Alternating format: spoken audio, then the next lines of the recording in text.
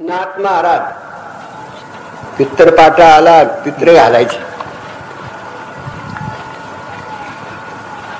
असा स्वयंपाक होऊन मराठ्याच्या बाण त्या पंचायत का बाण पितरचा स्वयंपाक म्हणजे ठासून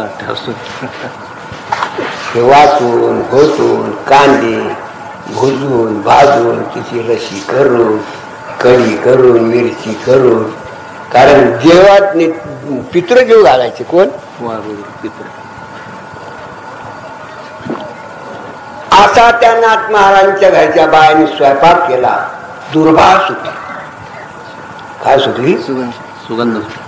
दारी ती हरिजनाची बाई आणि झाडू झाडीत होती. ती किल्ली तिच्या पै आली म्हणून तिचा मालक आला. ती किल्ली द्या म्हणे, आम्हाला जायचं हे हाजरीला. तितक्यात तो काय गोडवास सुटला रे इथे. काय म्हणतो काय गोडवास सुटला. ती म्हणजे आज नाथ महाराजांची घरी पित्र आहे. अहो आपल्याला काय होईल, पुरला अन्न पुरून टाकतील पण काय गरीबाला ती देत नाही. ते ऐकलं नाथ महाराजांना.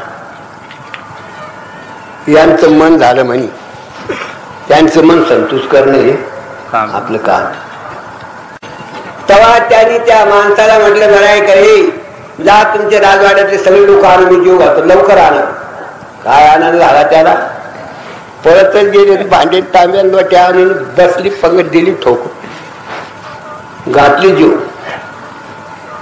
तर ती जुई स्वतःच द्यायचा. ती मोठी मोठी ब्राह्मण काय म्हणतात, राहू दे राहू दे राहू दे. कारण याने आपल्याला आमंत्रण दिले, कोणाला जीव घातलं पहा माहिती. आता याला लगेच फेकून द्या, जाती बाहेर टाकायचा, आडावर पाणी पिऊन द्यायचं नाही, वागून द्यायचं. झालं थांब नाही तर करून बसले. मग सगळे भांडे कुंडे घासून घुसून दुसरा स्वयंपाक केला. मग स्वयंपाक केला बसले चिंता करीत. पांडुरंगा लगी पांडुरंग उठे. काय नाथ महाराज काय चिंता आहे आज? काय नाही महाराज, आज फार चुकलं होईल माझं. मी त्यांना आमंत्रण दिले, तो स्वयंपाक केला, मी हरिजनांना जेव घातलं, ती माझ्यावर फार बदलली. आडावर येऊ देत नाही, दारामोर येऊ देत नाही, ती जेवायला येत नाही म्हणे. तो आमंत्रण दिलं खरं म्हणे. आवत नाही घेतलं का म्हणे. आवत नाही घेतल्यावर ते काय येतील त्याची बाप येते. तू काय देतो तुझा बाप दे. का रे ना म्हणता का तुम्ही भीमा आहे का कोण होतो? तू काय देतो तुझा बाप दे. देव म्हणतात ते काय येतील त्याचे बाप देतील. टाका म्हणे पात्र.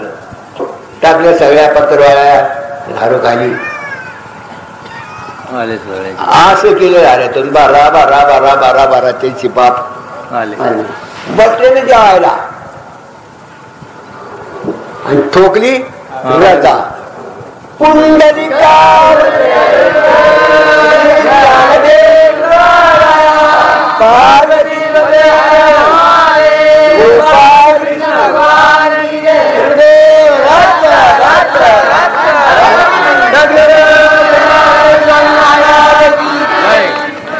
शेजारी होती जी आवाज नाही. अरे आता का ना जीव घातला, कोण जेवून राहिलं. आता गल्लीत घातली, आता घरात कोणाला जीव घातलं म्हणजे कोणचे बा म्हणा जाऊन तो पहा डोकून पहा. जो डोकून पाहिलं त्याचाच बाप त्याला दिसला. त्याचाच बाप त्यांना दिसला. अरे आपण नाही गेलो तर आपले बाप नाही तिथे. सांगलं का जा दर्शन घ्या, तुमचे बाप बसले म्हणजे जेवायला. असं बाबा संतांचा महिमा फार आगाध आहे.